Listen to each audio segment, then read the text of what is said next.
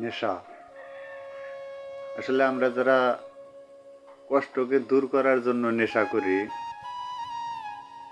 মনের কষ্ট কমানোর জন্য নেশা করি, আসলে আমরা পুরাটাই উল্টা বুঝি। নেশা করে যদি কষ্ট কমতো, তাহলে গাঁজাখোর, মদখোর তারাই দুনিয়াতে সবচেয়ে কষ্টহীন মানুষ হইতো।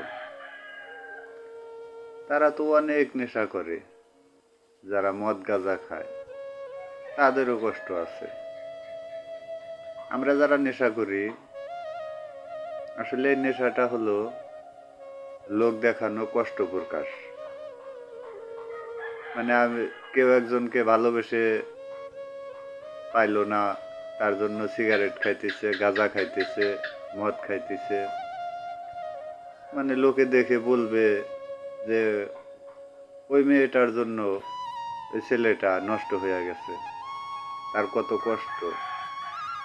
এটাই হলো মূলত মনের ভাব। তাছাড়া নেশা করে কখনো মনের কষ্ট দূর হয় না।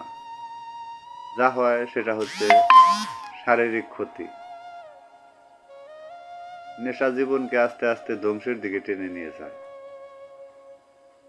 আর নেশা এবং মেয়ে দুটোই প্রায় সেম ক্যাটাগরির জিনিস।